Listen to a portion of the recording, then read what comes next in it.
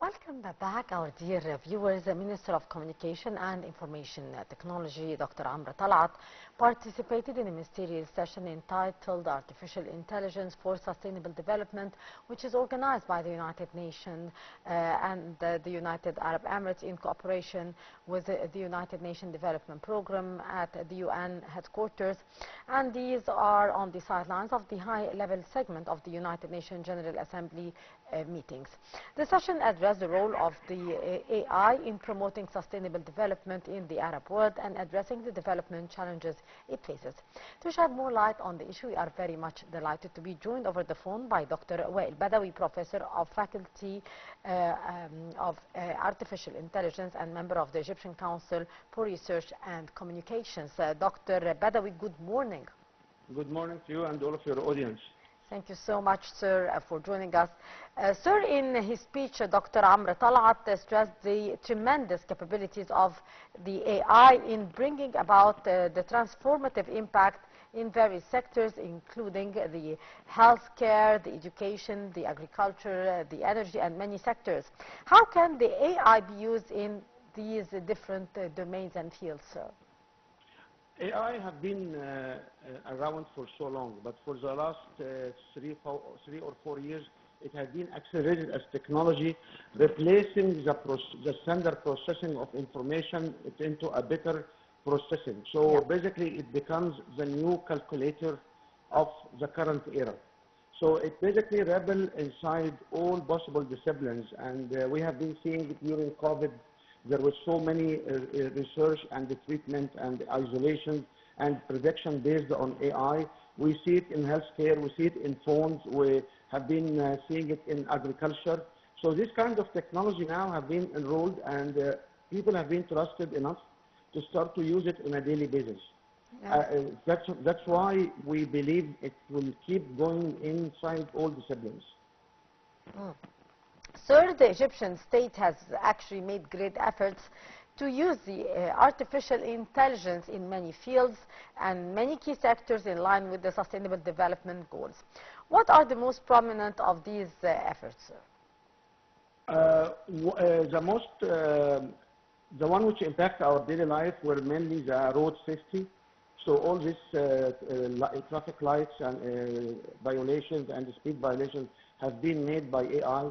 We have lots of design aspects where AI actually be part of advising on what is the best alternatives.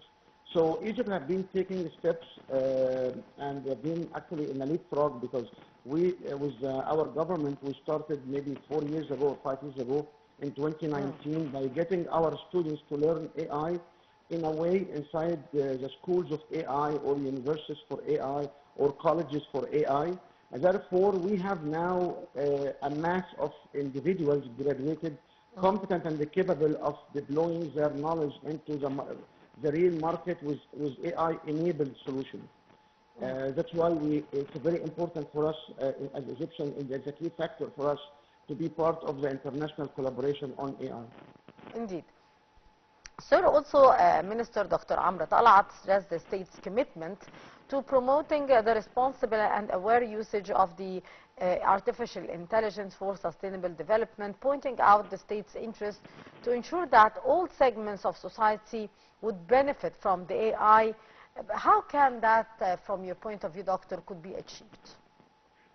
Right now, we talk about responsible AI, responsible AI means that we use AI, and the AI itself will tell us what is the status and how it will conclude this particular decision or this particular advice. So being responsible for our development in AI, it means also that we have considered all other interests from other people. We have been watching the Beirut attacks on electronic devices, and this is a direct application of lack of cyber security or cyber safety, but this is an AI approach. This is driven by AI. So trying to use AI for good cause, not for bad causes, this is what is the message, is we would like to be using it, make sure that all of our stakeholder interests is actually observed and respected. And from that point, it will be responsible use of AI or responsible AI. Yes. And I believe it's a must, and it's a good message for our government to keep, because if we want to keep developing in this particular direction, we have to make sure that all stakeholders feeling comfort and feeling secure with all this other noise and other events worldwide. We still feel that Egypt is going in the right direction towards better humanities and towards the sustainable goals of the UN. Yes. Sir, as you have kindly mentioned here, the attacks in Lebanon and how the AI was used in a very alarming situation, or it could be used to use very dangerous attacks. How can we protect ourselves from the negative repercussions of the AI, because it's a double-edged sword, if we might say? The only way, or one of the most prominent way to protect ourselves is to try to be ahead of the curve and to create awareness. Because once we have creating awareness and coverage these events, and our president, when he comes and talk about different aspects of the new development in the government in big data and data center and stuff like that, this will create awareness into the population that there is this particular double sword technology to be used. Yeah. Our government having the government plans, and they have the different initiatives to keep up ahead of the curve. So we are now actually in an international competition, and we must win this competition by being ahead of the curve, so we can observe this security, we can do better, we can actually be a lead in protecting our systems. So all these cyber attacks will be ready for it, and we can stop it at the proper time before it harm our financial or our lives. Moreover, we have to always upgrade our system and update our system to be highly secured against any possible attacks. Indeed, sir. Sir, also Minister Talat held a meeting with Mr. Abdullah El-Dardiri, the Assistant Secretary General of the Regional Bureau for the Arab States at the United Nations Development Program, the UNDP. What are the most important points that they have tackled in that meeting, and to what extent that could be of mutual benefit for both countries? UNDP, for short, have been in lots of common programs with Ministry of Communication and Information Technology, and we have been foreseeing lots of development, and they support lots of initiatives. Mainly is about awareness, and the second is about equip our ladies and our young generation into getting into market using this particular AI or automation or computer information technology process. So UNDP is a partner to us, that we have been using it and working with it for a long time right now. The main issues will be basically when we deploy this AI will be how to create the awareness and how to position it for business benefit and for our people benefits. Sir, what is the importance of Egypt hosting the upcoming World Summit on Digital Transformation from the 1st till the 3rd of October? The main important issue is people don't go to anybody. People will go to the reference. People will go to the flagship countries where they will be able to host this product. So this is an endorsement. Acceptance of other countries to come to Egypt is an endorsement that Egypt is the leader or have a leadership position and is the proper venue because of its locality and its technological advancement. So we are the better venue or the best venue to get all the stakeholders, all companies, all governments, everybody working in this domain to come to Egypt. So this is the endorsement that we are one of the players worldwide, not only in the Arab world, not only in the African domain, not only in the MENA area. This is how I see it, and this is how we should visualize it. They don't go to countries or communities they did not feel they are developed enough and there will be benefits. So we are basically the hub, and I believe the hub came from the vision of Egypt 2030, and we are going on the plan, and in 2024, we have been acknowledged by other stakeholders to be the hub, and we will host this in early October. Yes.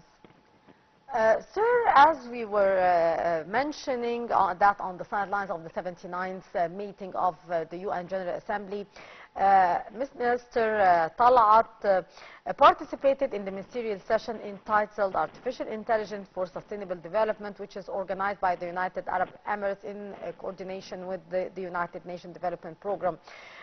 Indeed, the world has to unite in order to develop the AI and to face any alarms or any negative repercussions from the development of such a very vital sector.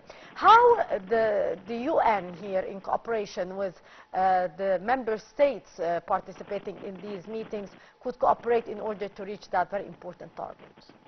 The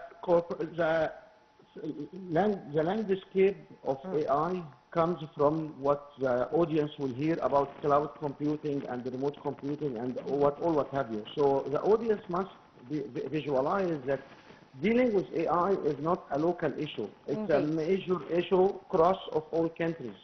So the only UN or World Trade Center or only world level organization can collaborate in maintaining responsible AI, best of use of AI, avoid the bad aspect of it, because the AI is developed in a country, have been trained in another couple of countries, have been used in a third country. We cannot get hold of the bad guys who are trying to harm us with the AI.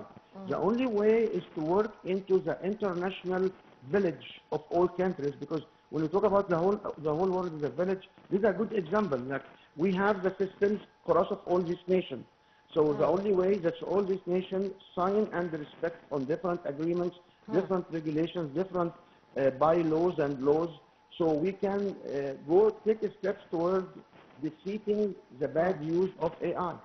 So that's why the UN role is important. The European Union role in Europe region is a key for us. All the local organizations like the African Association, the Asian, the Gulf, it cannot be a single country contribution or a single country domination. Sir, actually the session addressed the role of the AI in promoting sustainable development in the Arab world and addressing the development challenges it faces. What are, from your point of view, the most pressing challenges that we are still facing in the Arab world concerning the AI development? The main issues right now are the computing resources to accelerate and foster the AI deployment, because everybody around the world is trying to get hardware resources, trying to get computers, trying to get chipsets. Yes. And the international supplies of these units cannot co-op with all these resources. So we are at the bottleneck of hardware and the communication to be able to use the remote sites. So using AI, we have been demonstrating that we need more bandwidth, and that's why our government started the Council of AI last April, and we have 3 years of mandate to enhance the infrastructure of communication as well as computing. So computing and the communication is still the boundary for us to be able to foster the applications and implementation of AI. Yes. Finally, sir, to wrap up what we have been saying, to what extent here we should expect the AI to develop in the Arab world in the coming future? With all the effort and all resources have been committed by Arab countries, Egypt is one of them, United Arab Emirates, Saudi Arabia, Bahrain, Qatar, we don't want to miss any one of them, even Morocco. Yes. All of us are working in an orchestra way, taking steps toward a better AI deployment in different markets. So it's a truth right now. We have few applications, and the application will start to grow beyond the current situation. So we are moving forward. Indeed. Dr. Wael Badawi, Professor of AI at the Faculty of Artificial Intelligence and member of the Egyptian Council for Research and Communication. Thank you so much, sir, for your precious input. Always a pleasure. Our dear viewers, with that, we come to the end of this edition of The Breakfast Show. Till tomorrow with another crew, I'm Rabia signing off and wishing all our dear viewers a lovely day.